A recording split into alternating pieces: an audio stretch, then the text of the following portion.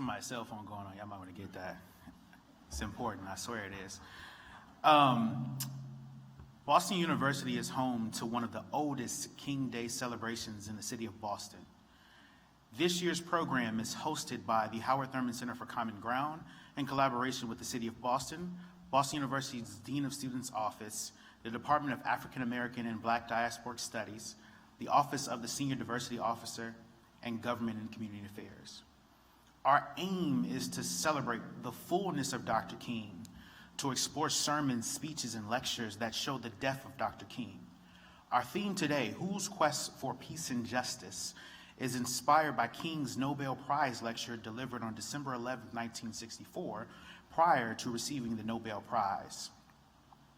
Now, normally when we do these King's Days, I'm doing a lot of behind-the-scenes prep and reading King's material to find something that I've never found before.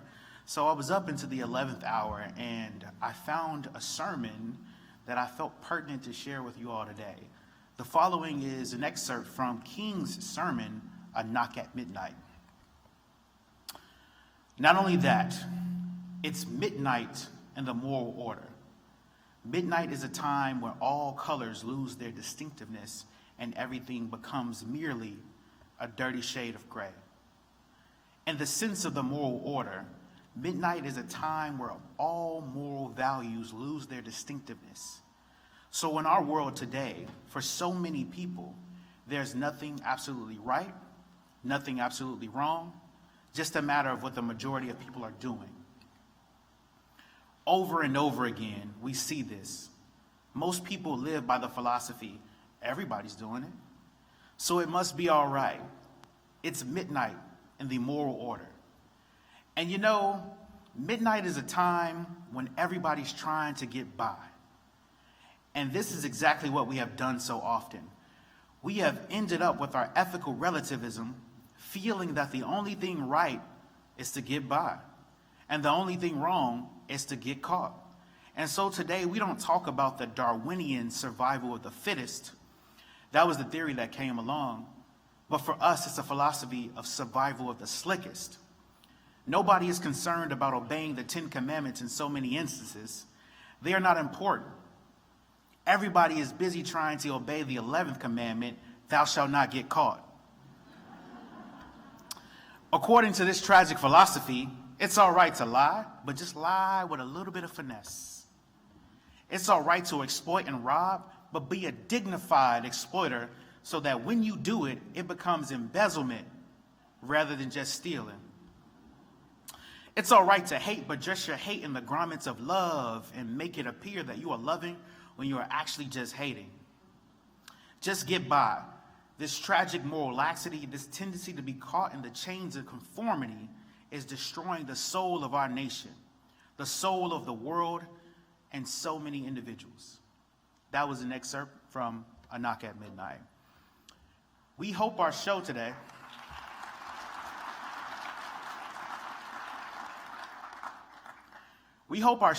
provides the opportunity to learn more about Reverend Dr. Martin Luther King Jr., the radical king. And I must emphasize the radical king. This is not the place to come if you want to hear some of his most popular speeches that people have distorted, misused, found different ways to pull some meaning out there that he did not intend. This isn't the place to be at if you are looking for someone to talk about him only having a dream. At this time, I would like to introduce President ad interim, Ken Freeman. President Freeman will share greetings from Boston University. Thank you all.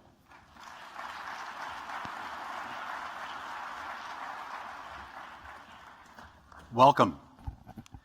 Thank you for joining us on this special day as we celebrate the life and work of a towering figure in the history of our country and Boston University, Dr. Martin Luther King Jr. We're pleased to welcome several public officials in attendance with us today. City of Boston Mayor Michelle Wu, Massachusetts State Representatives Kevin Honan and Tommy Vitolo, and Boston City Councilors Sharon Durkin and Julia Mejia. Please join me in welcoming our colleagues from government.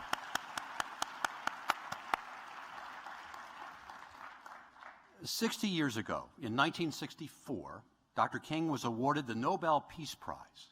He accepted the Peace Prize on behalf of the civil rights movement, whose members were, as he stated with eloquence, and I quote, moving with determination and a majestic scorn for risk and danger to establish a reign of freedom and a rule of justice. Dr. King underscored the reality of that scorn for risk and danger by referring to brutal and fatal attacks on civil rights workers that had occurred literally within the preceding 24 hours. Toward the end of his remarks, Dr. King drew an analogy between the civil rights movement and the team that makes a commercial airline flight possible. He told the audience that whenever he soared into the sky on an airplane, he was mindful that the undertaking was very complicated and required a substantial team. The pilots were the highly visible known component, and there was a larger cohort of unknown ground crew and support staff. The work of that unknown cohort was essential for the flight to take place. Dr. King self-identified as a known component of the civil rights movement and emphasized that he accepted the award on behalf of the movement and each of the unknowns. Today, when we reflect on and celebrate Dr. King's short but spectacularly consequential life, we pay tribute to his majestic scorn for risk and danger. That disdain freed him to march, to kneel and pray with his back turned to potential assailants, to accept arrest, and to stand and deliver his monumental "I've been to the mountaintop" address in Memphis. By honoring Dr. King, we also honor those countless others, the unknowns as he called them, whose sacrifices were never chronicled. Those of us present that are old enough to recall watching evening news broadcasts on black and white television will recall the scale of the marches in Birmingham and Selma very vividly as we saw the collective manifestation of transformative courage and conviction of many. We can, as we celebrate Dr. King, recall the names of some of the martyrs and heroes: Medgar Evers, James Meredith, and Jonathan Daniels from Keene, New Hampshire, 2 hours northwest of Boston, for example. However, most of the thousands of individuals that marched are forever nameless. We're grateful and proud that Dr. King was an alumnus of Boston University. The foundation of his greatness was in large part poured long before he graced our campus with his presence. We understand that in some measure his beliefs, his ideas, and his persuasive rhetoric were both tested and refined here with members of our faculty, including Howard Thurman, whose commitment to a spiritually and physically integrated society and to nonviolence served as major influences on Dr. King's life. Each of us are abidingly grateful for the example set by Dr. Martin Luther King Jr., for his powerful teaching, for his unwavering commitment to nonviolence, and for his scorn for risk and danger, as he exerted monumental leadership and moved our country closer to justice. Thank you.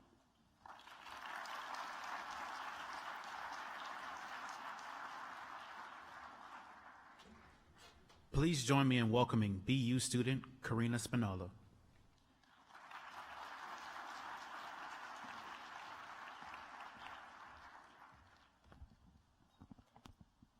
Good morning. My name is Karina Spinola, and I'm from Boston, Massachusetts. I'm a graduate of Boston Latin Academy, and I'm class of 2026 here at Boston University, studying biochemistry in the College of Arts and Sciences.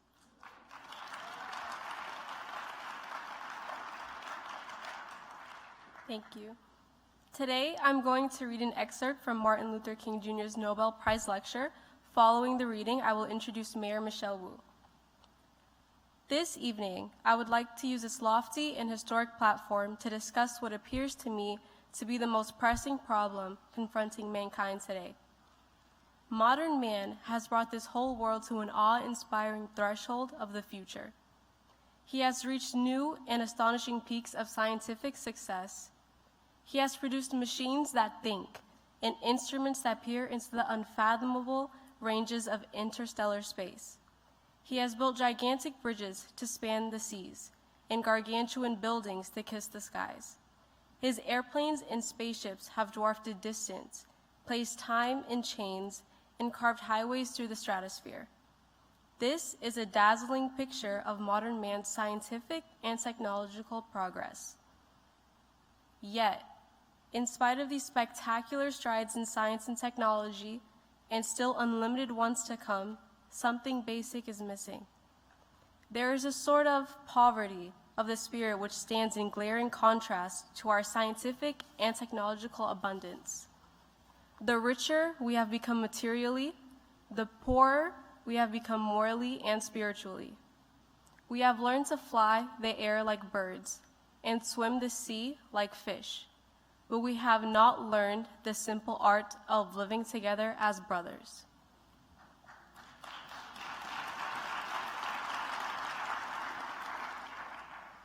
I will now introduce Mayor Wu. Michelle Wu is a daughter of immigrants, a Boston Public Schools mom, and the first woman and person of color to be elected mayor of Boston.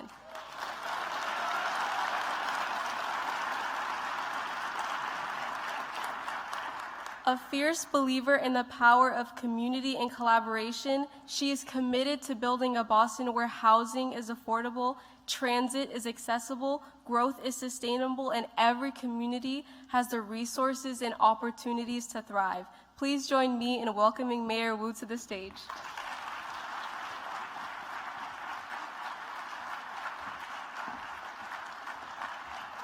Good morning, everyone. Give it up for Karina, who is not only a BU beloved community member, but also BPS alum, so we claim you still. Thank you to everyone for taking the time to join our official City of Boston commemoration event for the Reverend Dr. Martin Luther King Jr. Thank you to BU for your partnership, not only for this continuing the very special legacy of both what Boston meant to Dr. King, but also today what Dr. King continues to mean for Boston. Thank you to President Freeman, to all of the team members here, the event planners, and I want to give a special thanks to Director of the Howard Thurman Center for Common Ground, Nick Bates.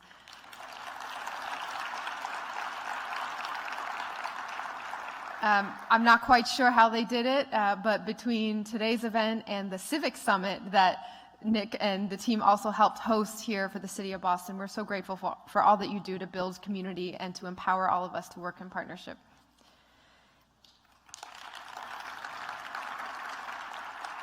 I know they've been recognized before, but thank you again to my colleagues in government, Councilor Mejia, Councilor Durkin, Rep. Vitolo, Rep. Honan.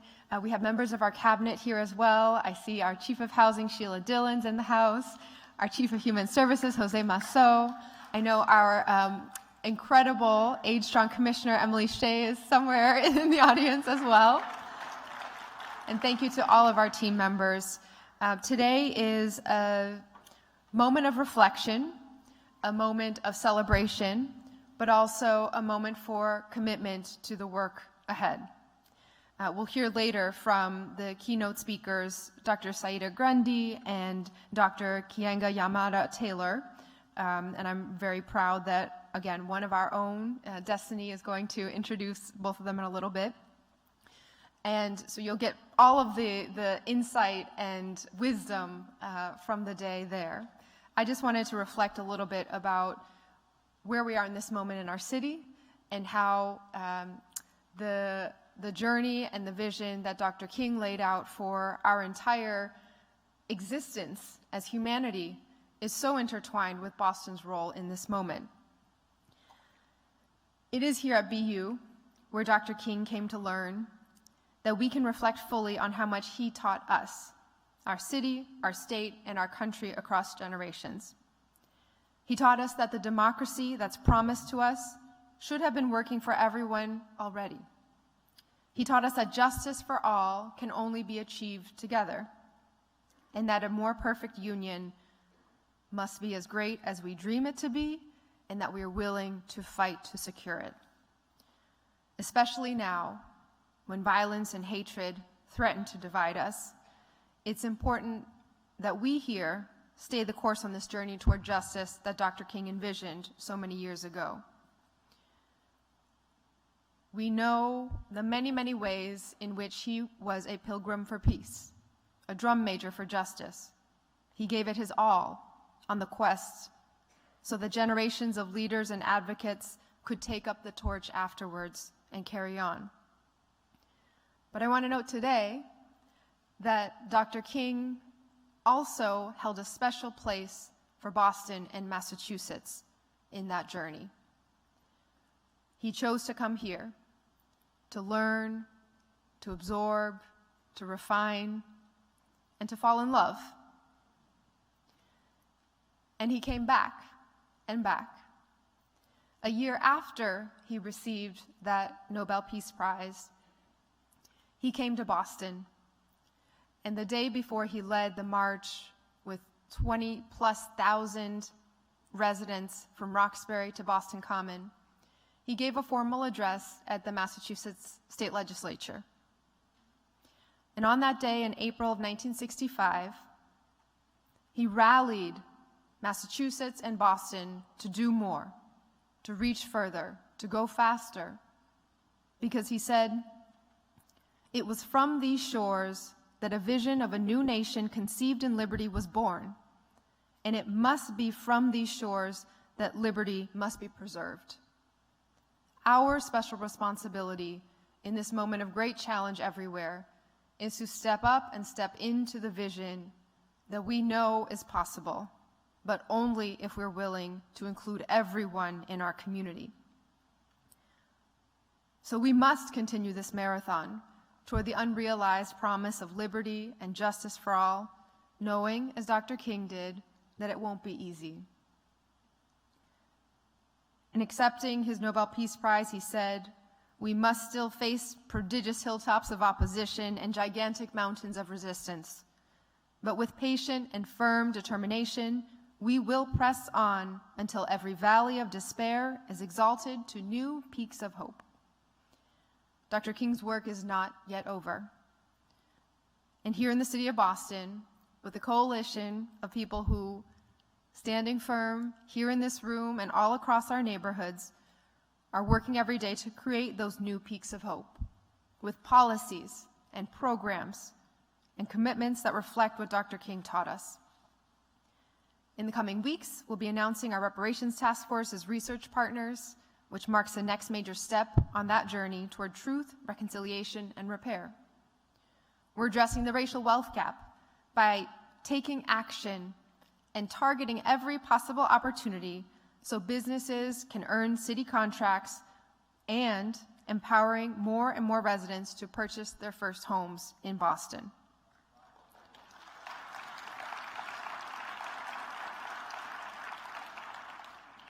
We're addressing the gender pay gap. We're seeing that gap decrease between men and women, but racial disparities in pay persist, and we won't stop until we close all gaps.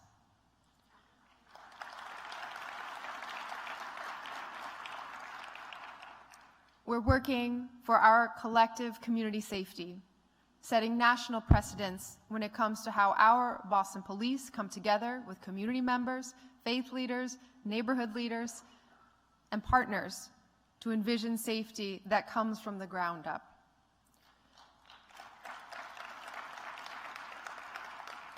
We are working to stop displacement by taking every chance to increase affordable housing, to take housing units off the speculative market, and to find every place we can put up more housing. But most of all, and what I shared in the State of the City last week, is that Boston is a place where home is much more than a house. Home is the beloved community. Home is knowing that you belong in every space and every opportunity that this city has to offer. I shared last week many, many different announcements of the work ahead over this next year and the accomplishments that collectively we've been able to move forward in just a short period of time.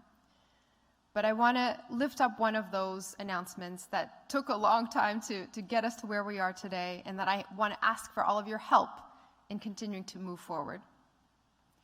Starting next month, 6 of the major cultural institutions in Boston, from our art museums to the aquarium and the zoo and the Children's Museum, the Science Museum, will be offering free admission for all BPS kids and their families on the first and second Sundays of the month.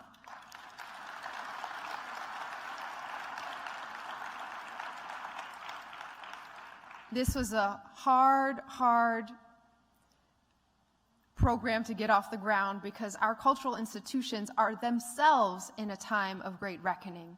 They need our support. They need our commitment that we value access to our shared history and our shared intellectual connections across every part of our community. It is, in fact, Boston that was the very first place in the country to step up and recognize that we all benefit when we all benefit, to establish the first public schools in the country, the first free elementary schools, the first free public libraries and public parks, subways. And so we continue that today by stepping into a role where our kids, our young people, must feel at home in every space in our city and in the spaces that show them the world. And so we need your help making this program incredibly successful and known and used. Starting this next month, please spread the word. Take some of your neighbors or friends or nephews or nieces or grandbabies. We want to make sure that all of the opportunities that we have in the city of Boston are not just there, but available and owned by the residents of our city. So I want to thank you for all that you do. And I want to thank you in standing firm for Dr. King's vision of tomorrow. It remains so urgent for those of us in our city who are fighting every day for peace and justice and equity, and we will never lose sight of that vision here in Boston. Thank you.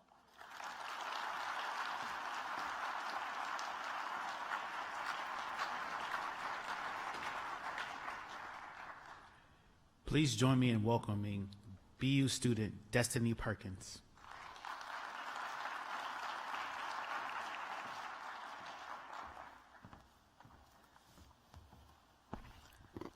Good morning.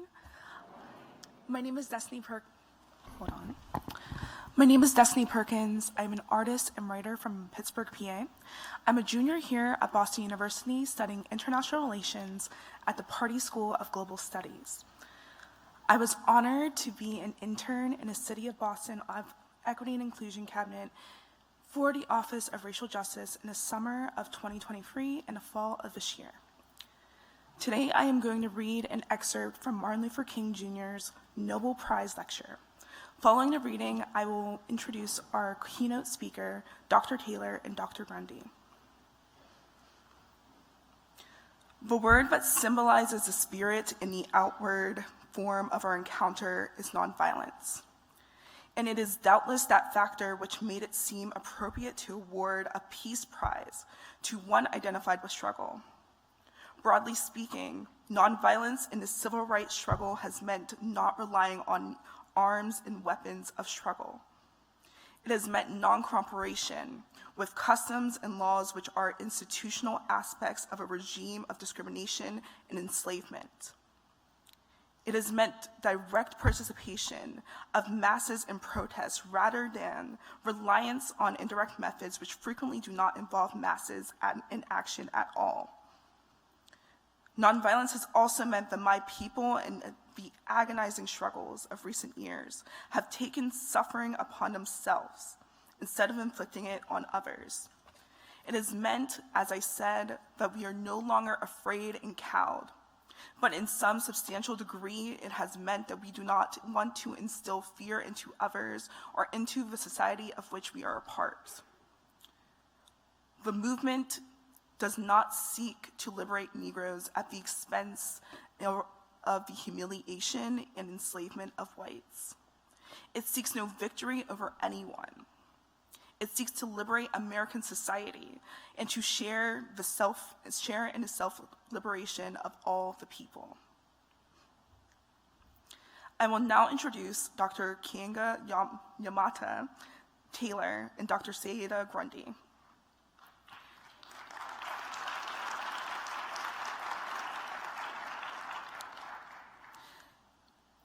Kienga Yamata Taylor is a scholar of anti-Black racism, public policy, Black politics, radical politics, and social movements.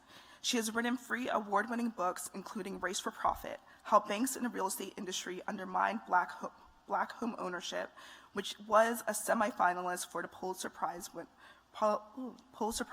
in History in 2020. She has received a MacArthur Foundation Genius Grant in 2021. She has been a contributing writer for the New York Times and the New Yorker. She is a Hughes Roger Professor of African American Studies at Princeton University.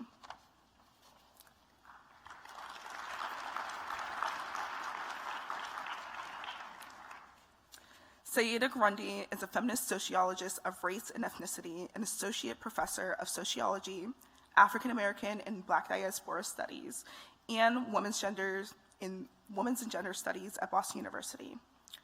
Her research to date has focused upon formations and ideologies of gender and racialization within the Black middle class, specifically men. Using in-depth interviews, her current work examines graduates of Morehouse College, the nation's only historically Black college for men.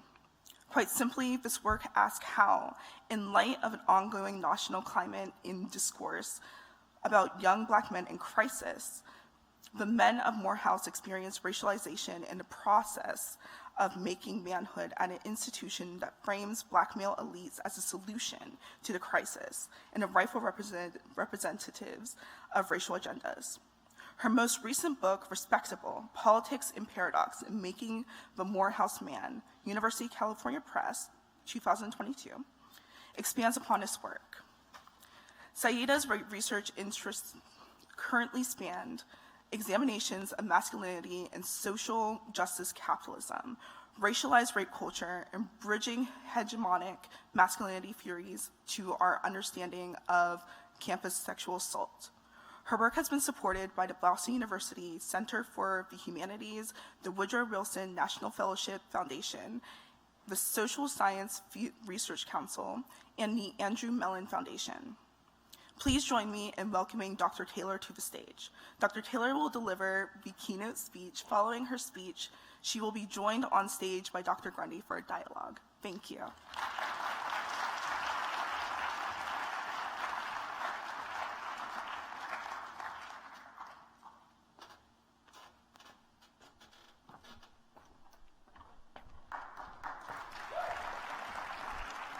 Hello. I'm very glad to be here. I live in Philadelphia, but I flew in from Seattle from over the weekend. I want to offer particular thanks to Nick Bates and Saida Grundy for the invitation to come here. I love to talk about King, especially on the holiday that commemorates him.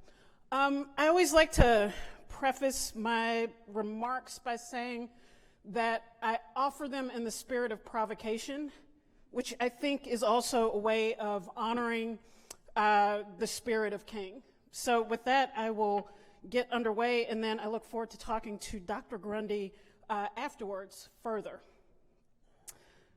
In 1983, after years of lobbying by civil rights advocates and Coretta Scott King, President Ronald Reagan agreed to sign legislation turning King's birthday into a national holiday. What was ironic about this moment is not only had President Reagan opposed the 1964 Civil Rights Act, which ended Jim Crow segregation and banned racial discrimination in hiring, but he had also opposed the 1965 Voting Rights Act. Reagan had been a political opponent of King during his lifetime and at the time of his death. On the day of King's funeral in 1968, Reagan described King's death as, quote, a great tragedy that began when we began compromising with law and order and people started choosing which laws they'd break. Conservatives had often reduced the Southern civil rights strategy of civil disobedience as simple lawlessness, and struggles against racism in northern cities as violating the norms of law and order. Reagan ended his remarks about King's death by denigrating King and his movement's conception of equality as being outside the boundaries of the American dream. He said, quote, "The American dream that we have nursed so long is not that every man be level with every other man, but that every man be free to become whatever God intended." It was a deceitful statement that obscured that black people had been legally debased as second-class citizens without the right to vote across the South only 3 years earlier, and that housing discrimination had only been made illegal after the assassination of King weeks earlier. But in the wake of King's murder, his opponents got the last word. So it was a moment of triumph as old segregationists and their enablers, men like Reagan, were frustrated by the national recognition of King as a celebrated American. Reagan and other members of the Republican Party had buckled under intense public pressure in the form of 6 million signatures on a petition demanding King's birthday be recognized as a federal holiday, But the 15-year struggle to win national recognition for King can also in some ways be considered a moment of tragedy, as the formal canonization of King allowed for his very complicated ideas and politics to be defanged and defiled, twisted into hollow pleas for peace, justice, equality, and colorblindness. That was the trade-off. King could only be a national hero if he were stranded in 1963 at the Lincoln Memorial in search of a world where his children would be judged by the content of their character and not the color of their skin, as he said in his infamous "I Have a Dream" speech, entombed in a casket of idolatry and political impotence. Today, the distortions of King's legacy continue. They are diminished by the deadening repetition and misrepresentation of that 1963 speech, which has been turned into a cudgel by the right to present an agenda hostile to the aspirations of black people as colorblind and benign, even as they dismiss black inequality caused by what they claim is a lapsed personal responsibility, cultural deficiency, and the so-called warped values of black families. Indeed, conservatives who herald King as the king of colorblindness willfully and selectively ignore all of the evidence that points otherwise. In his crucial 1967 book, Where Do We Go From Here? Chaos or Community, King wrote, quote, "The majority of white Americans consider themselves sincerely committed to justice for the Negro. They believe that American society is essentially hospitable to fair play and steady growth towards a middle-class utopia embodying racial harmony. But unfortunately, this is a fantasy of self-deception and comfortable vanity. We can derive from this that King would have supported teaching critical race theory, acknowledging slavery as central to the political, social, and economic development of the United States, that he would have supported DEI initiatives, that he would be in the streets decrying continued attacks on the right to vote, police violence and abuse, and that he would be rebelling against the attacks on affirmative action. In today's parlance, King was woke before woke was a thing.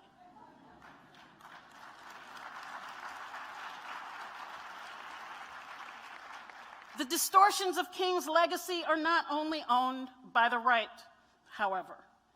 Liberals have also been vested in presenting a distorted version of King as a more palatable version of black politics, compared to the militancy, anger, and destruction that overwhelmed the black movement in the late 1960s, and that reappeared with the dawning of Black Lives Matter a decade ago.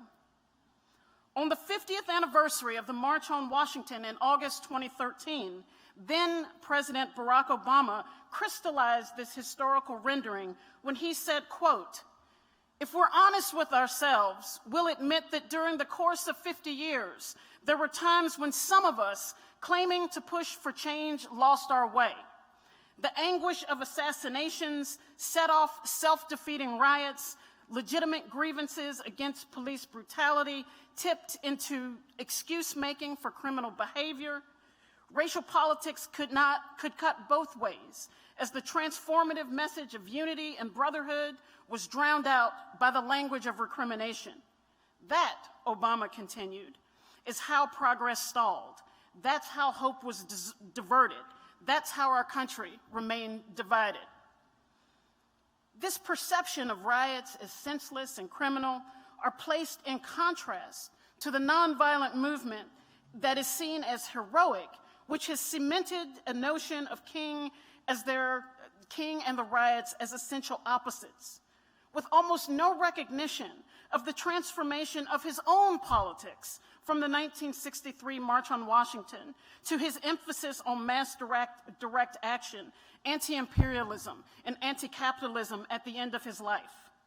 Moreover, in his own time, King refused to condemn the young working-class black men and women who had taken to the streets in rebellion or uprising against the status quo.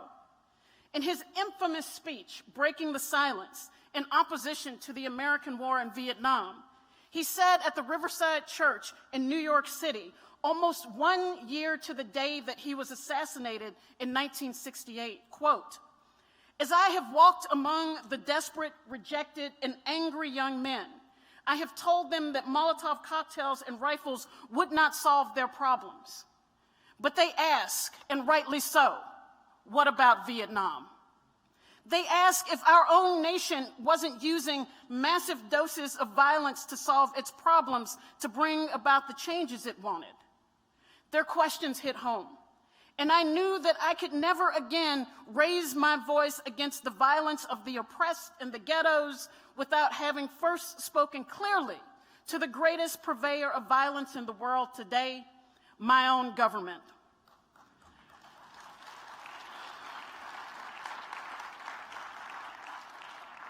These distortions of King's legacy are not just benign readings of history given up to different interpretations. Instead, they have been used to rewrite the history of the civil rights movement itself, turning it into a story of patriotism intended to affirm the essential progressive trajectory of American history. In this way, the civil rights movement is remembered as triumph over tragedy, good overcoming evil, instead of as a movement that succeeded in changing the laws of the country and outlawing legal discrimination, but ultimately failing to dismantle the institutional and systemic racism that under-resourced black majority schools, that shunted black workers into lower paying jobs, that erected barriers that prevented black home ownership, all of which contributed to higher levels of poverty experienced in black communities, which in turn made black people vulnerable to hyper-policing, resulting in greater engagement with the criminal legal system, which in turn reinforced the economic and social marginalization of the vast majority of ordinary black people.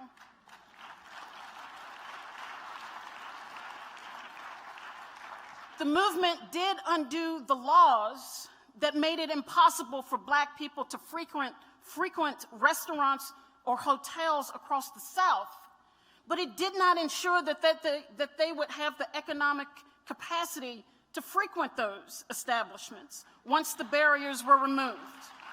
And it did almost nothing to address the extraordinary racism that black people in cities across the North faced in schooling, housing, or jobs. It was an incomplete assault on American racism. In that way, the rise of King and the power of the civil rights movement do not confirm progress as the intrinsic motor propelling U.S. history forward. Instead, King's political trajectory and the radicalization of the civil rights movement into a black political insurgency confirm that in the United States, progress is not guaranteed. Justice is not part of its natural life cycle. Both are only ever the result of enduring social movements, labor movement, and struggle. It is true that King would have been shocked that the election of a black president in 2008 and 2012, that those were significant emblems of change. As is the presence of the largest number of black elected officials ever to serve in the United States Congress is also representative of change. The number of black millionaires, the number of black people making over $100,000 a year is evidence that things have not simply stood still in the United States. But the emergence of the contemporary Black Lives Matter movement would also have been familiar. The ongoing fight for the unencumbered right to vote, the fight for affordable and safe housing, the fight for living wages, for health care, and beyond reveal alarming continuity with the past, not an arc of history naturally bending towards progress. The political radicalization of King, and by radicalization I mean the ways in which he came to see what lie at the root of American racism and inequality, tells us something about why progress stalls, as well as hard truths about what is necessary to achieve real change and transformation. In the early 1960s, the Southern movement had coalesced around clearly defined demands to end Jim Crow segregation and to secure the right of African Americans to the unfettered access to the franchise. With clear targets and barometers for progress or failure, a broad social movement was able to uproot these systems of oppression. King then was lauded as a tactician, as well as someone who could articulate the grievances and aspirations of black Southerners. But despite the successful example of nonviolent civil disobedience across the South, it appeared to have little, if any, lasting impact on the edifice of racial discrimination that defined black life outside of the South. Indeed, the seeming permanence of black exclusion and marginalization across the United States produced hundreds of urban rebellions and uprisings in the middle 1960s. If King's strategic genius in the South was deploying nonviolent civil disobedience to disarm Southern racists while coercing the political establishment into securing first-class citizenship rights, it was a strategy that ultimately failed in cities such as Los Angeles, Chicago, Philadelphia, Washington, D.C. In these places, obnoxious signs of Jim Crow were not the problem. Rather, it was the insidious but obscured actions of the real estate broker, the banker, the employer, the police officer, and other agents that maintained racial inequality. Despite a mischaracterized polarization of the reactionary South versus the liberal North, it was King and millions of other ordinary black people, their daily encounter with the intractability of job discrimination, poor housing, and quotidian police violence inside and outside of the North that compelled activists towards escalating tactics and more militant protests. Changing race relations in the South, ending Jim Crow, was easy. It didn't cost the U.S. anything to change the law without any real commitment to improving the lives of black people. Changing the law would no longer allow the enemies of the U.S. At the height of the Cold War to point to the legally degraded status of African Americans as evidence of American hypocrisy. But black people were interested in much more than a change in legal language. They wanted access to the full range of benefits that were assumed to come with American citizenship. They wanted social mobility, self-determination. In less abstract terms, they wanted good jobs, good housing, good schools, an end to racist police abuse. They wanted the good life. King knew that this desire for a better life was not only in the South, but it belonged to black people across the country. 5 days after the Voting Rights Act was signed into law in August of 1965, South Central Los Angeles, known as South LA today, exploded in rebellion. In the summer of 1964, there had been riots in Rochester, New York, Harlem, Philadelphia. But the explosion in LA was on a scale unseen in the United States in the 20th century. Over the course of 6 days, Black Angelenos rebelled against the status quo in that city. The results were devastating. 34 deaths, over 1,000 injuries, 4,000 arrests, and the decimation of property valued at $40 million. King traveled to LA. He told reporters that the Watts riots were, quote, the beginning of a stirring of those people in our society who have been passed by the progress of the past decade. Struggles in the North, King believed, were about dignity and work rather than rights, which had been the main goal of Black activists in the South. During his discussions with local people there, King met with Black residents who argued for armed insurrection and others who claimed, quote, the only way we can ever get anyone to listen to us is to start a riot. This was the beginning of an important pivot, not only in the tactical and strategic approach of King, but politically. He was developing a critique of racism and its connection to a political economy that kept it intact. King left the South and headed to Chicago in 1966 to join a campaign to fight a different kind of racism that did not mount signs designating segregated drinking fountains, but a racism that nevertheless forced Black families into segregated and dilapidated Black neighborhoods. Undoing the racism found in cities across the North required more than just changing the law. It meant enforcing existing laws that banned the federal government from engaging in discriminatory actions that violated the 14th Amendment and its Equal Protection Clause. In 1968, King wrote of this dynamic. He said, quote, all too many Americans believe justice will unfold painlessly, or that its absence for Black people will be tolerated tranquilly. Justice for Black people will not flow into society merely from court decisions, nor from fountains of political oratory. Nor will a few token changes quell all the tempestuous yearnings of millions of disadvantaged Black people.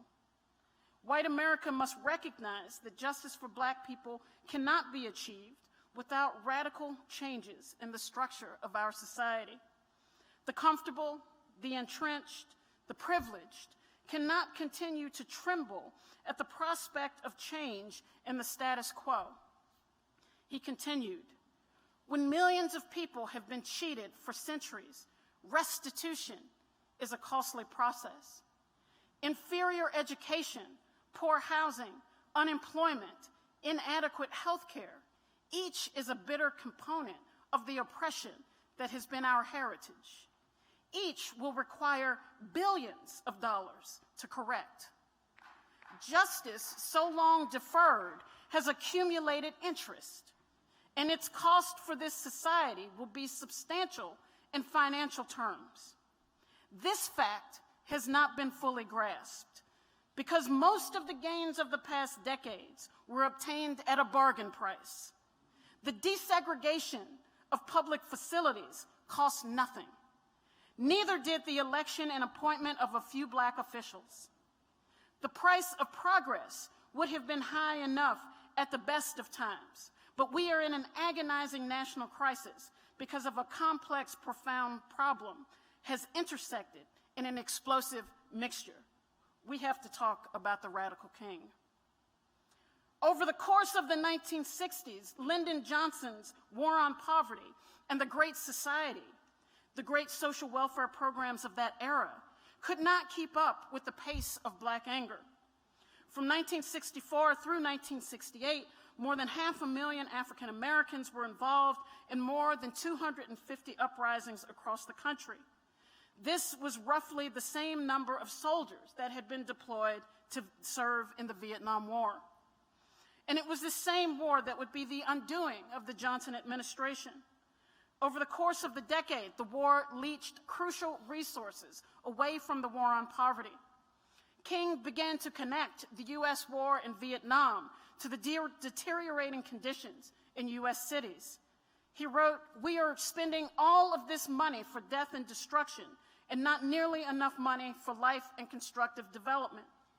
We hear all of this talk about our ability to afford guns and butter, but we have come to see this as a myth, that when a nation becomes involved in this kind of war, when the guns of war become a national obsession, social needs inevitably suffer."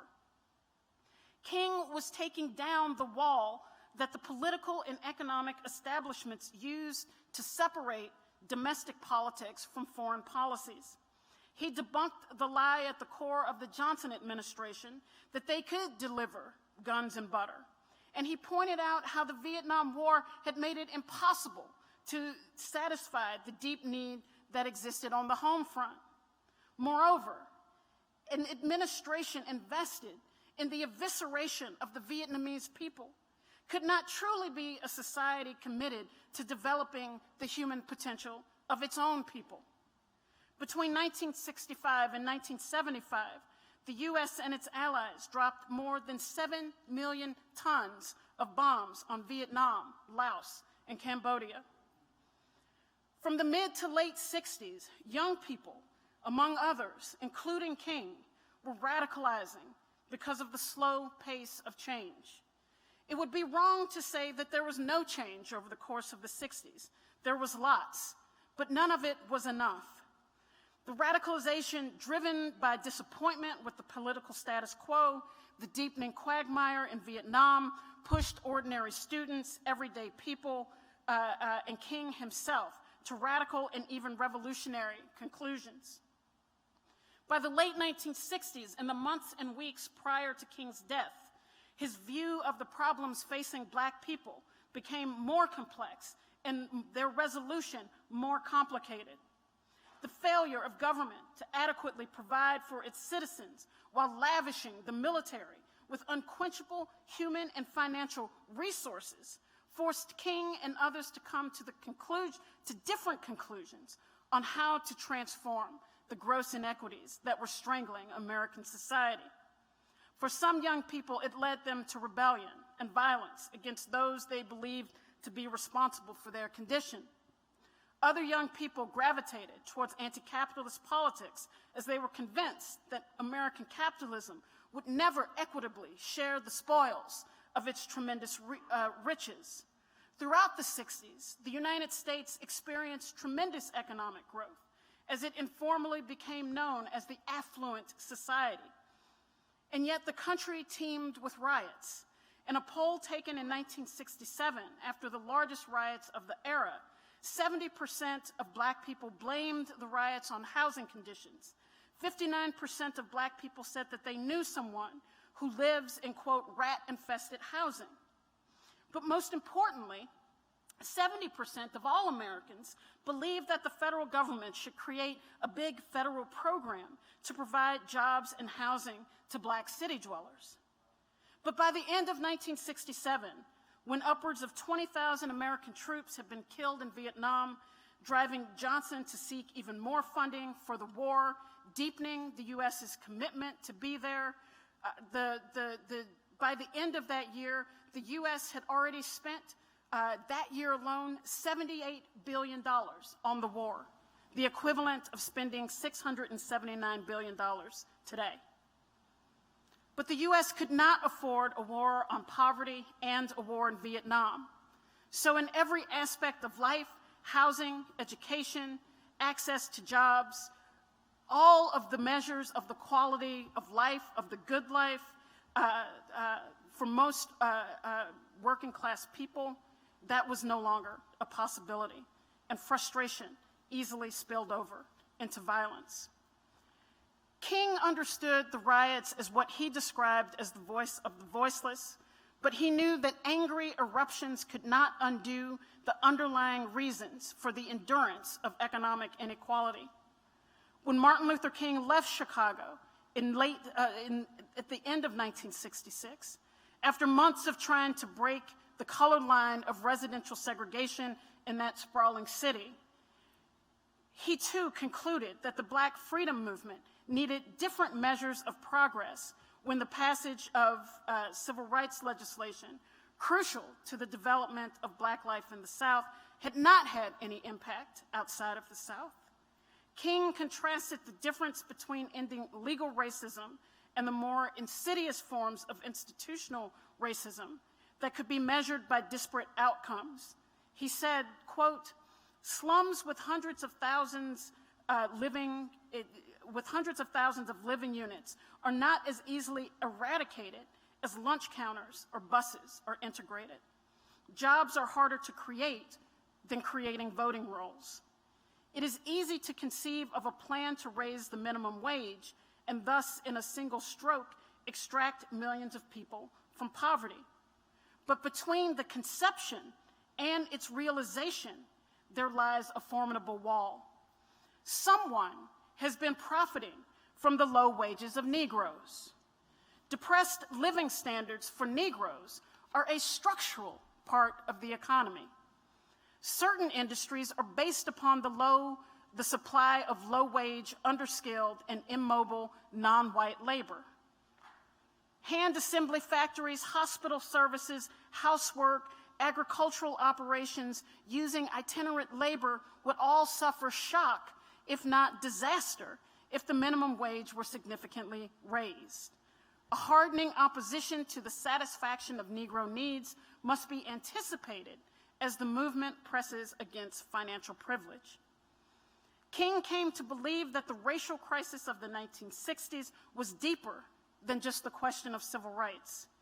He concluded that the economics of racism meant that neither political party was truly interested in challenging those conditions. What I mean to say is that these were problems that could not be resolved by public policy alone. They had to do more fundamentally with the structure and function of the economy. And within that context, King began to publicly articulate an anti-capitalist analysis of the United States that put him in sync with the rising critiques from the global revolutionary left of criticizing market-based economies. During a conference of his home organization, the SCLC, in a speech in 1967 called "Where Do We Go From Here?" he said, "We must honestly face the fact that the movement must address itself to the question of restructuring the whole of American society. There are 40 million poor people here, and one day we must ask the question, why are there 40 million poor people in America?" And when you begin to ask that question, you are raising questions about the economic system and a broader distribution of wealth. We are called upon to help the discouraged beggars in life's marketplace. But one day, we must come to see that an edifice which produces beggars needs restructuring. And it means that questions must be asked. Who owns the oil? You begin to ask, why is it that people have to pay water bills in a world that is 2/3 water? For King, it was the gathering Black movement that was revealing the depths of the evolving crisis in the United States. In an essay published a year after his death, King wrote that in these trying circumstances, the Black Revolution is much more than a struggle for the rights of Negroes. It is forcing America to face all of its interrelated flaws: racism, poverty, militarism, and materialism. It is exposing evils that are deeply rooted in the whole structure of our society, revealing systemic rather than superficial flaws. And what I interpret him to be saying there is that the entire history of Black struggle and resistance had exposed and brought to the surface the contradictions of American society as just and democratic, and yet the conditions of Black America belied that.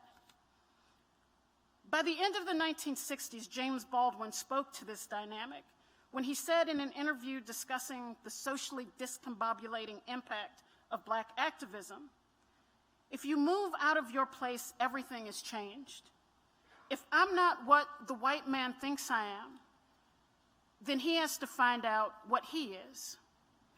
In her book, Freedom is Not Enough, historian Nancy McLean further explained the significance of that quote in pointing out that because the U.S. had confined blacks to the bottom of society and built so much of its culture on rationalizing the subjugated state of black people in violation of the professed ideals of the nation, as the black movement gained momentum, it disrupted every location within the social hierarchy.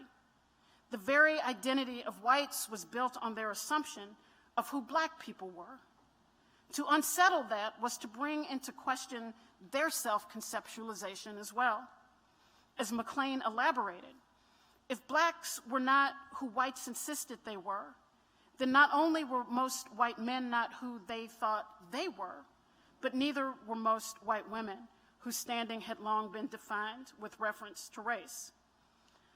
Understanding the problems in the United States as systemic, embedded in its culture, politics, and economy, pushed King to the realization that even greater forces were necessary to create and achieve a social transformation within the United States. In a story published a week before his assassination, King told a writer from the New York Times Magazine, quote, "In a sense, you could say we are engaged in the class struggle. The civil rights movement had not cost a dime," he reminded. He said, "but the movement to uproot poverty and inequality throughout the country would, quote, be a long and difficult struggle, for our program calls for a redistribution of economic power." Even as King recognized the need for a broader multiracial struggle to successfully engage in what he described as a radical revolution of values, he still understood the dialectic connecting the black movement to a larger reckoning in the U.S. King and the Southern Christian Leadership Conference called for massive civil disobedience to shut down business as usual in Washington, D.C. This was to be the final campaign, his undertaking, known as the Poor People's Movement, as a way to dramatize poverty and inequality in the United States. And he argued that he said, quote, "the time has come to camp here in Washington, to stay here by the thousands, making it clear that the city will not function until the federal government and Congress do something. These methods can sustain protest as riots cannot until evils are corrected." Roy Wilkins, the president of the NAACP, vociferously disagreed with King's movement and its tactics. In an op-ed written for the LA Times, he excoriated King, writing, "This is a far cry from the Montgomery marches of 1956 and the sit-ins of 1960 and 61. Today's goal seemed to be not the exercise of freedom to dissent, but disruption of services and the insulting of other citizens. This is not freedom of speech, but mafia-like dictatorship." To give you some indication of the tensions that existed between King and the rest of the civil rights coalition.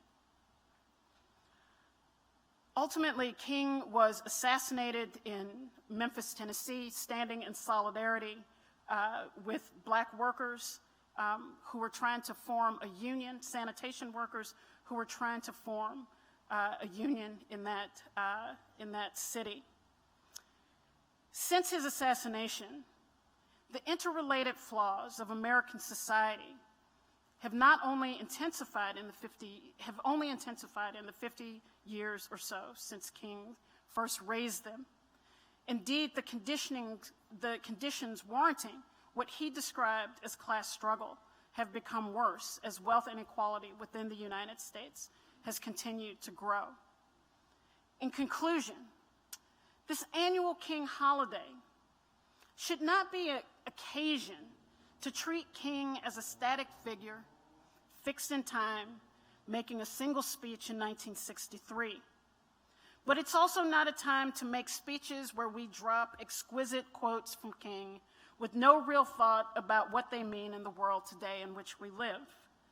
In some sense, we do like to share quotes from King because of the way that his legacy has been so abused by those who say they claim him as their own, even as they pursue political agendas that were completely anathema to his own. By the end of King's life, he was a Christian revolutionary, a pacifist who believed in the radical redistribution of wealth and resources of this country to the poor and working class and dispossessed. He was vehemently opposed to war and the imperial domination of the global north against the global south. He was a radical. What does it mean to be radical? It means to look underneath to find the roots of the problem. King was not interested in easy, superficial explanations. He searched for the underlying roots of racism, inequality, war, and poverty. He believed in the coercive power of mass protest. He believed that mass protest made ordinary people active participants in their own liberation. He believed it to be a form of, quote, constructive coercive power, which could, quote, forcefully cripple the operations of an oppressive society. Most importantly, King was not cynical or bitter, but was deeply hopeful. And even though he was obviously a deeply religious man, his hope was not rooted in blind faith, but in the deep desire for the world to be different, a world free of racism, bigotry, poverty, militarism, and war, and that we had the capacity to make it so, not through wishful thinking or blind faith, but with the power of the mass movement, organized along the lines of deep solidarity, fueled by a radical understanding of the crisis and problems that hold us back. Thank you.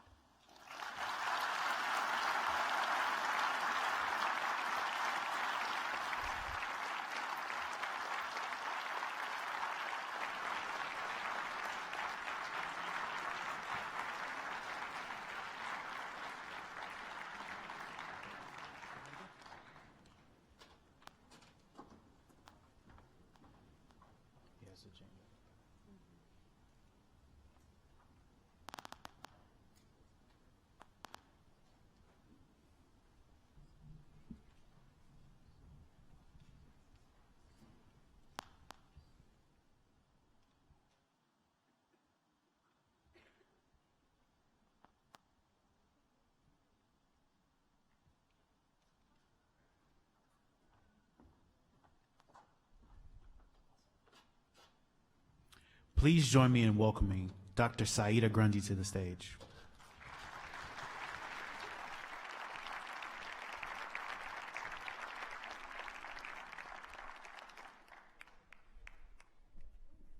So we are so proud to have you here at Boston University. You know, you and I have known each other for some time, and it's mostly a fangirl relationship with me really standing your work, because it puts really into context so much of what Black historians and social scientists have been arguing about, what we get wrong about King, but also what we get wrong about now, right? How we remember King tells us who we are now, right? And he's sort of a human monument in that way.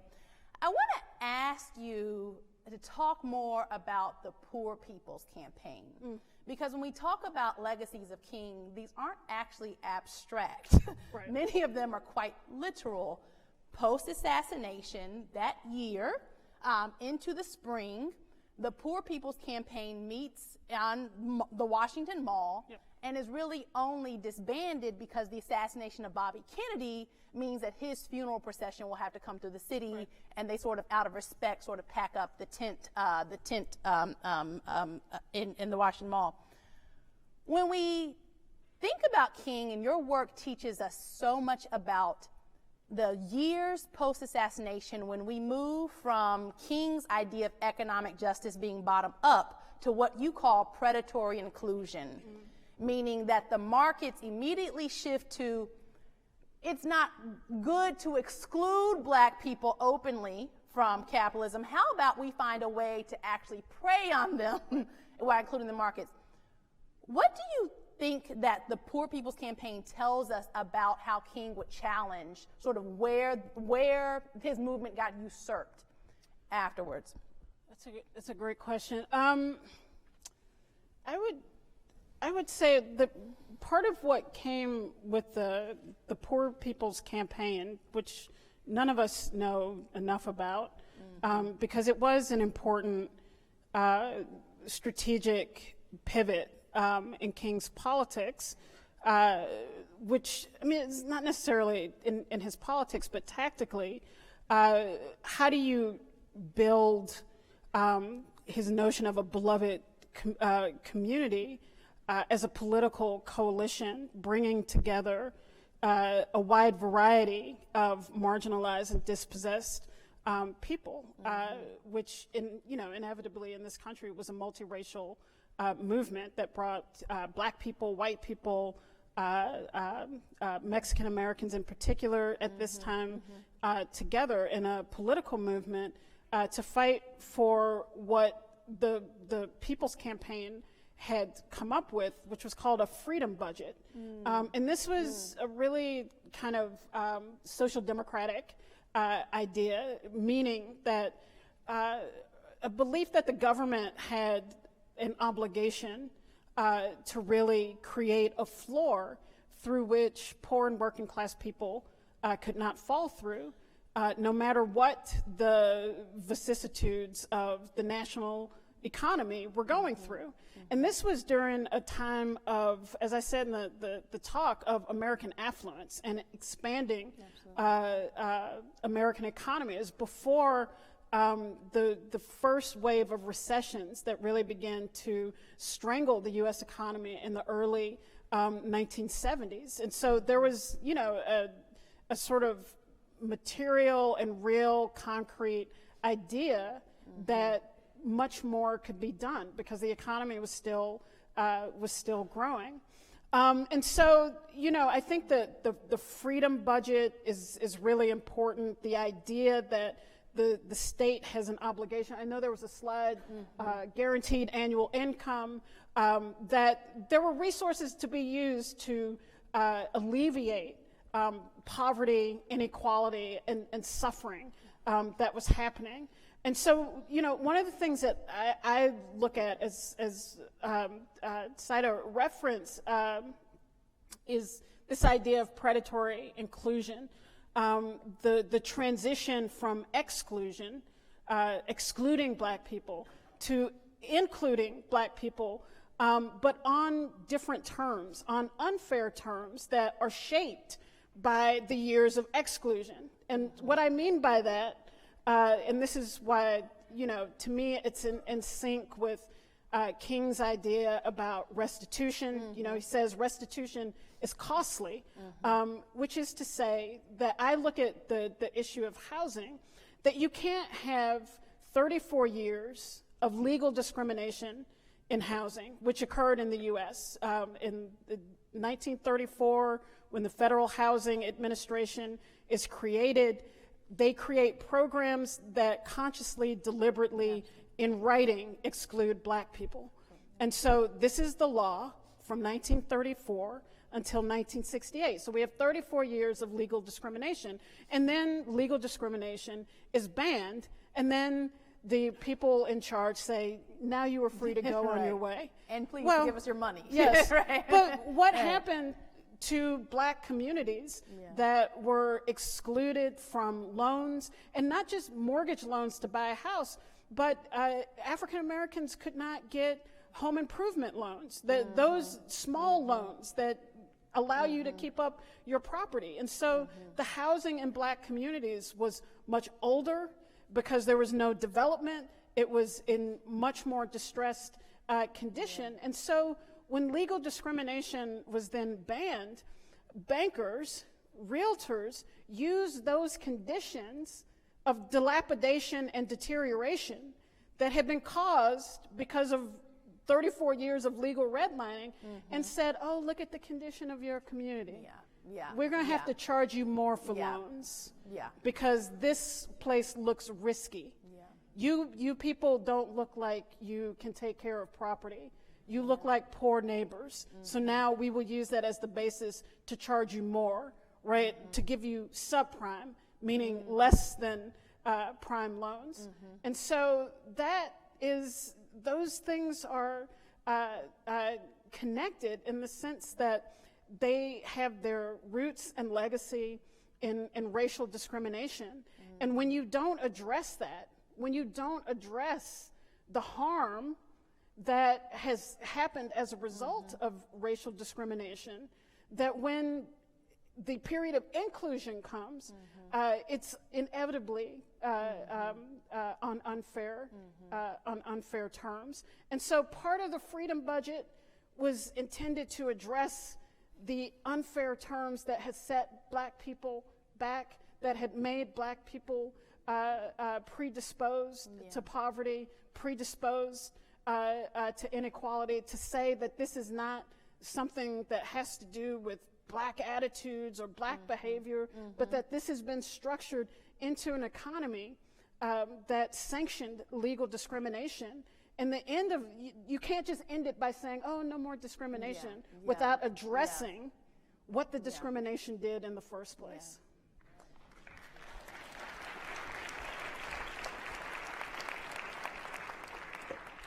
You know, as a small follow-up on that, because I think you give us such a language to talk about, you know, King's legacy, we almost talk about it passively as though, oh, well, you know, it just, you know, sort of faded, or, you know, we're going to, you know, content of character people to death. But it really was usurped, right? It was very actively, very aggressively, and violently usurped. And so what I learned so much about your work is, you know, even Nixon going into Carter, going into, you know, Ford, et cetera, what they take from King is, well, you can't be openly racist in the same ways, right? They sort of get an iOS update to their racism, right? And in terms, you know, and this affects, you know, what you talk about so well with the markets and what you've been explaining with particularly housing, but how do we actually see that 70s and 80s post-King, because this is, man is very fresh in the grave. This is, you know, not ancient history. What do we actually see as the rollback on King that begins almost immediately? I mean, I think there are two things. One is, you know, the official canonization that I talked about in the talk, what it means to turn King's birthday into a holiday, even though it is it was a demand from the civil rights movement, from ordinary people who signed these petitions, who wanted to pay respect to King's legacy.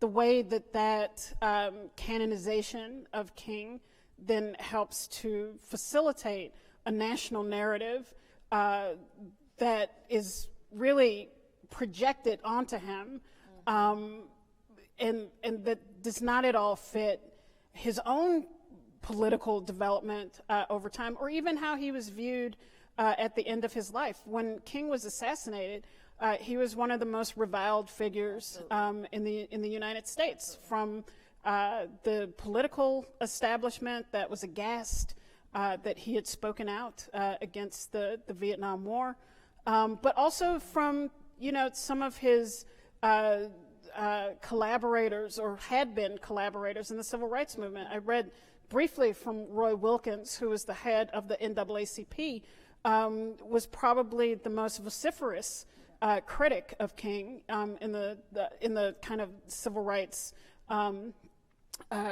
establishment at that point.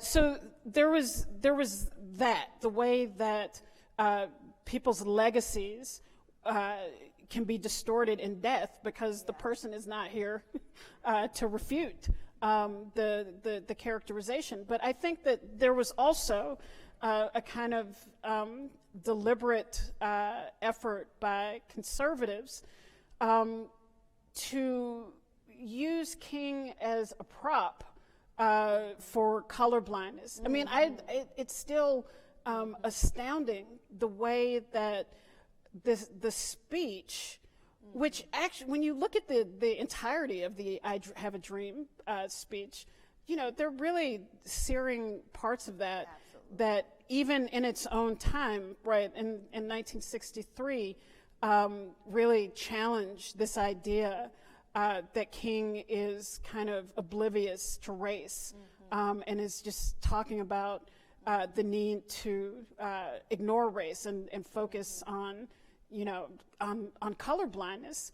And then, you know, there's everything that he wrote, especially at the end of his life. People should read his book, Where Do We Go From Here, where he's in a debate with black nationalists and activists in the Black Power movement, because he is a pacifist and disagrees with the turn towards political violence. But he's also writing from a place of understanding how people have arrived at these politics at this point because of the intransigence of the political establishment.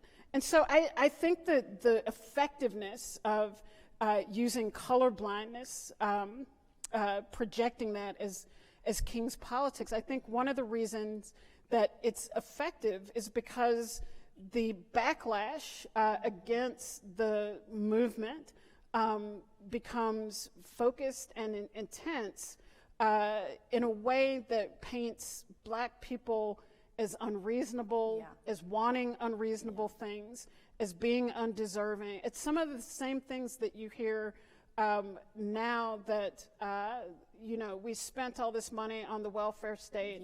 The emergence of a black political class, a black middle class, was presented as evidence that America had progressed, you know, and even if the Obama, right? Even if the majority of black people were still, you know, suffering from inequality. And I think that politically there was a way in which the economic recessions of the early 1970s helped to create an atmosphere where people felt like, well, we've done enough. And if you haven't progressed, something's wrong then with there's you. something wrong. Exactly. There's something wrong with you. And I think as long as this politics of there's only so much that can go around, you know, we have to live within the means of our budgets, then it creates an atmosphere of recrimination. It creates an atmosphere that cuts against the idea of solidarity, and certainly against the idea that we do have the resources to solve the problems experienced by poor and working class people in this country. You know, with that, it seemed like it was really King's campaign in northern cities that really brought him face to face with a different type of struggle he was going to have around anti-poverty and what racialized capitalism meant.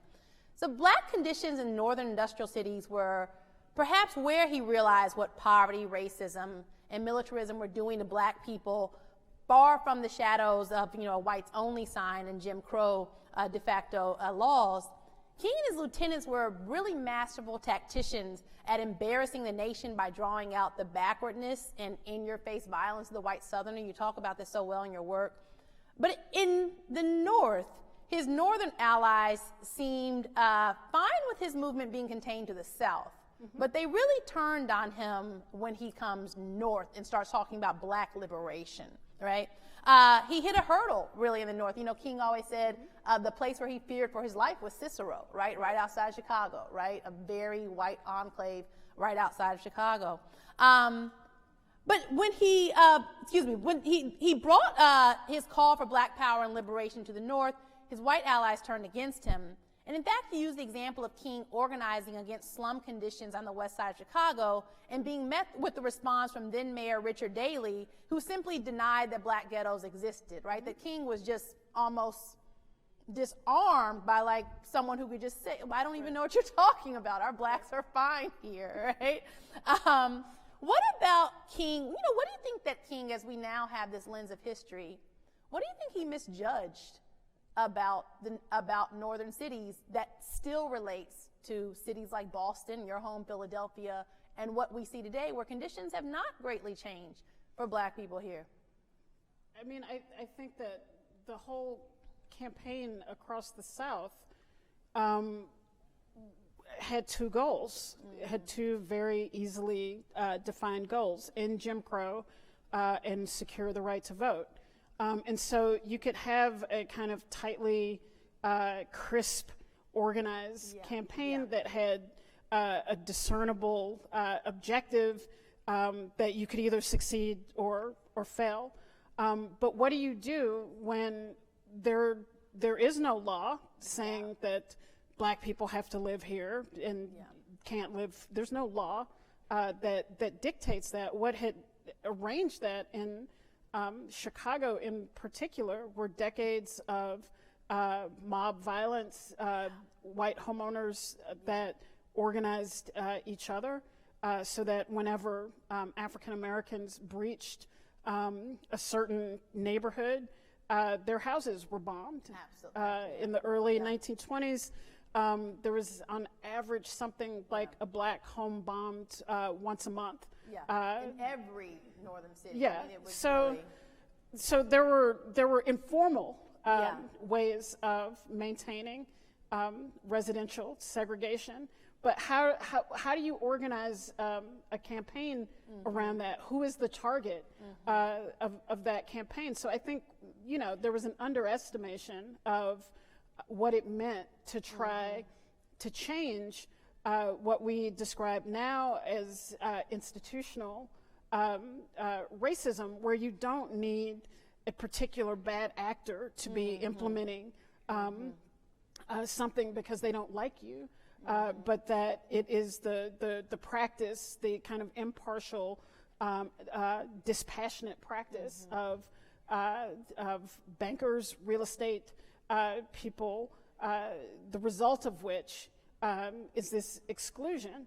And so I think that was part of the problem. I think probably his biggest miscalculation was that there were what I describe as Black gatekeepers who had also profited from the arrangement of segregation and stood to lose if segregated areas were integrated and or if Black people all went to the suburbs. So some of the fiercest opposition he faced were from the small but influential number of Black elected officials in Chicago in particular, some of the reverends, the religious figures, who had found a niche for themselves within the status quo and weren't necessarily interested in his arrival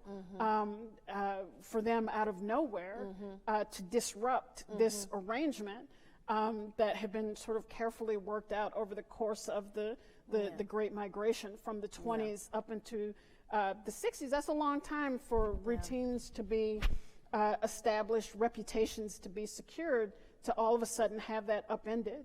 And I think that the two of those, as well as the enormous size of, I think he talks about this at one point, like in some of these smaller southern cities and towns, they're not that big, and you can quickly overwhelm the jail and overwhelm. You got Chicago, Cook County, you cannot overwhelm. They will make more jails. Well, he's writing about this.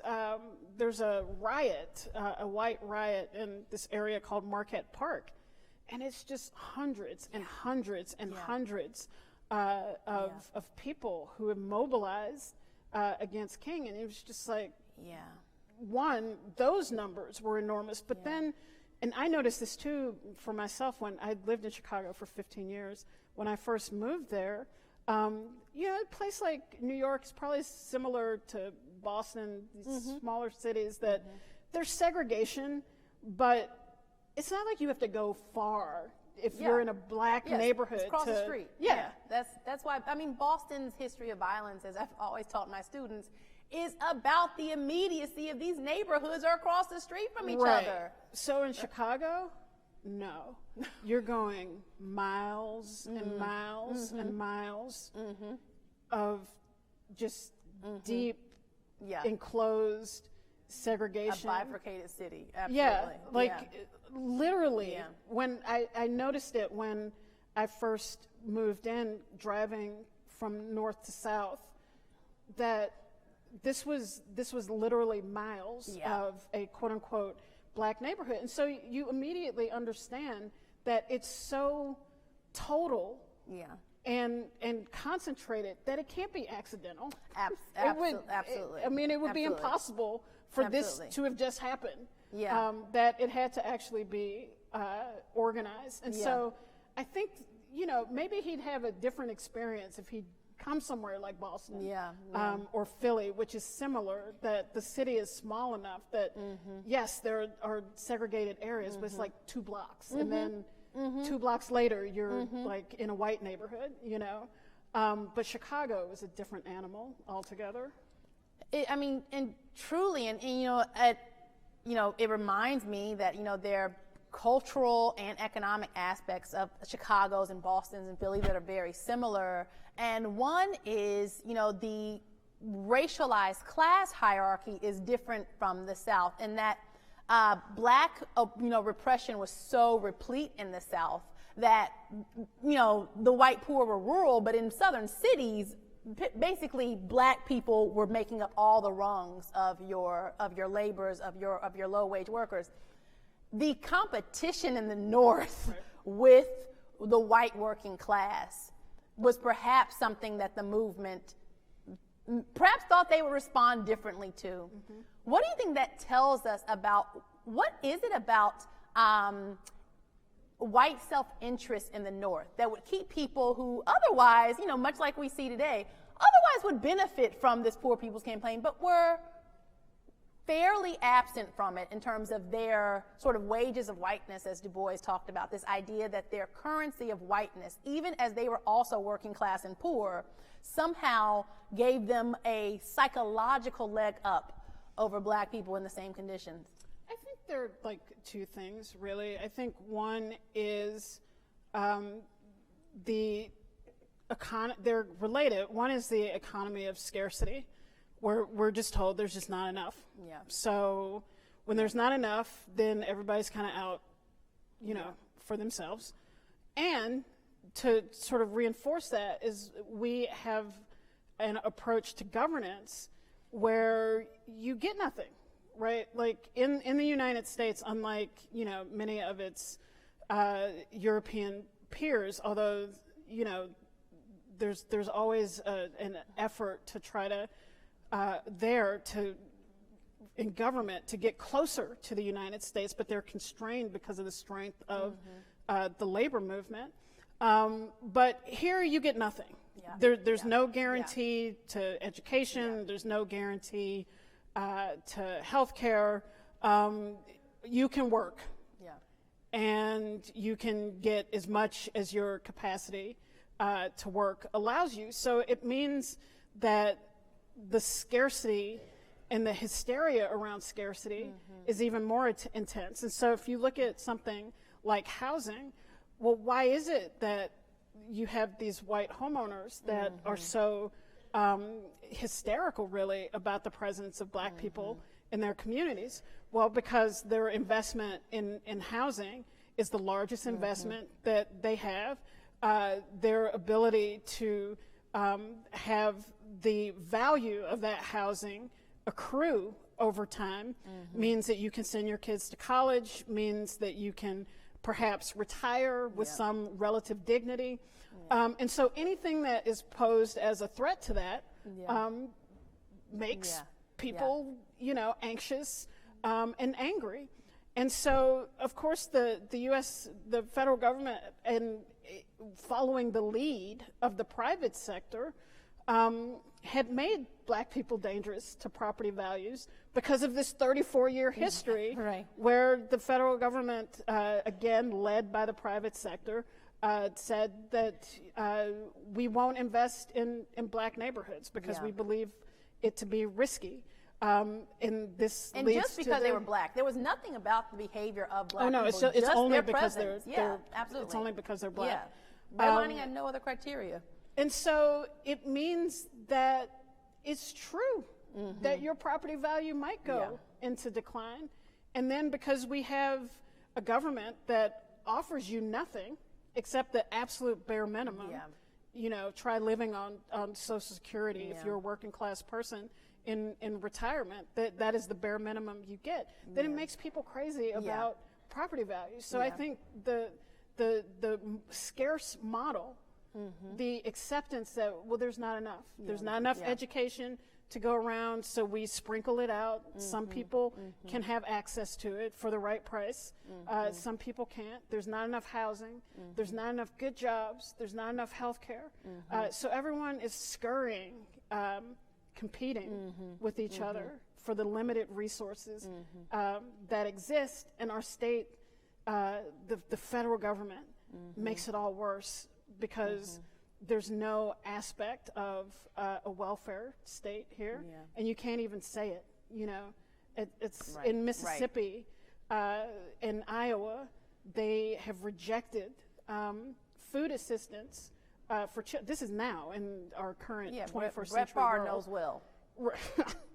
But they've rejected new money for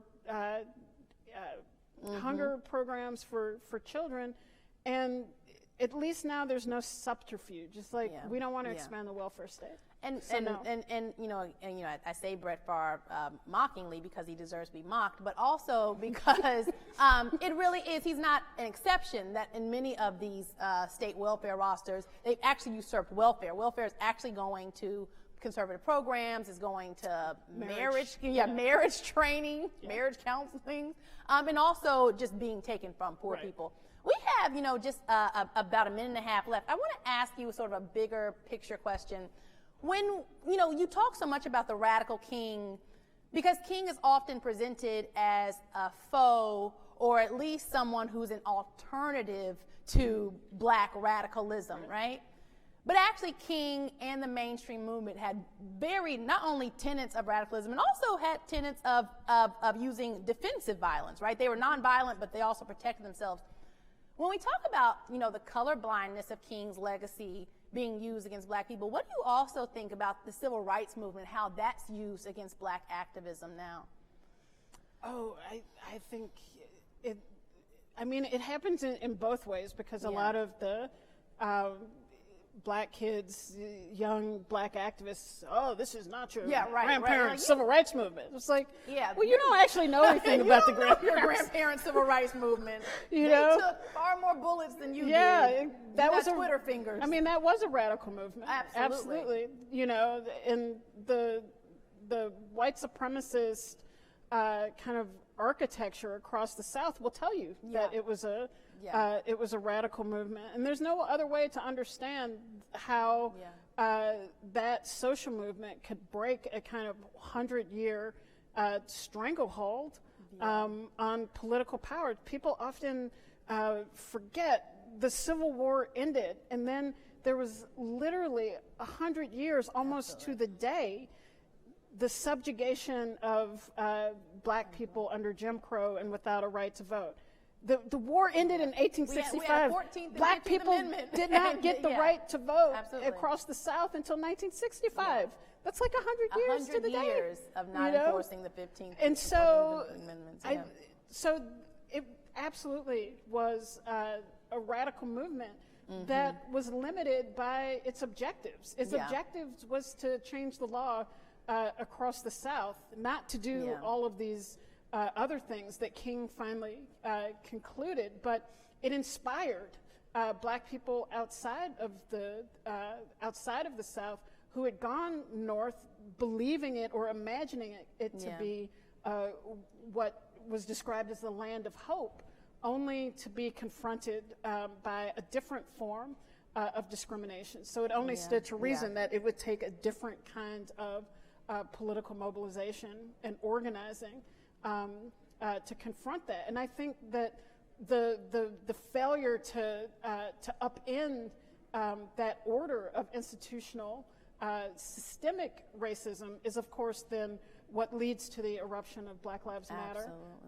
in 2012, 2013, and that has gone on for a decade, because those issues of poverty, disproportionate poverty, under-resourced schools, under-resourced housing, all of that has not yet been resolved, which means that it is constant fodder for the reemergence of new social movements.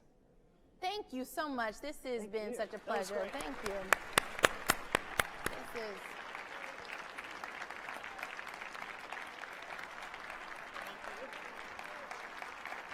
That was really good. Thank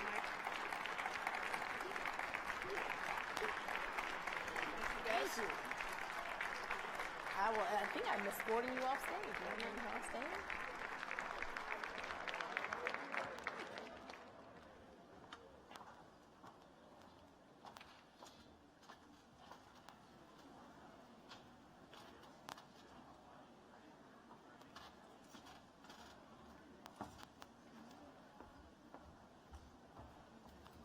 All right, I'm back. We gonna wrap this thing up so people can get up out of here, you know. So I'll just say this. I am happy at how many times Chicago was mentioned today. As someone from Chicago, I'd like to inform you that you know your mayor is from Chicago, not Boston. Just putting it out there. I'm biased though. In closing, I want to thank Let's BU Productions. I would like to thank Catering on the Charles, the Office of the Senior Diversity Officer, the Dean of Students Office, African American and Black Diaspora Studies, particularly the Director of the Program and Professor Louis Trudy Silke. It is him who recommended Dr. Saida Grundy for assisting with our keynote, so we really appreciate that assist from him. Here's some applause. So this is how I want to close, y'all. One, it's always great to do this event, but like I would be remiss as the director of the Howard Thurman Center if I don't mention Howard Thurman in this space, someone who King took many of his, some of his ideas from. I'm gonna say he borrowed them because I'm nice. He borrowed some of his ideas from King. But in Thurman's book, Disciplines of the Spirit, Thurman states, any structure of society, any arrangement which human beings live that does not provide maximum opportunities for free-flowing circulation among one another works against social and individual health. Any attitudes, private or group, which prohibit people from coming into across-the-board contact with each other work against the implementation of the love ethic. So considered, segregation, prescriptions of separation are a disease of the human spirit and the body politic. It does not matter how meaningful the tight circle of isolated security may be in which individuals or groups move, the very existence of such circles, whether regarded as a necessity of religious faith, political ideology, or social purity, precludes the possibility of the experience of love as part of the necessity of one's life. Thank you all for coming today. Again, remember my instructions from earlier, but thank you all for coming today.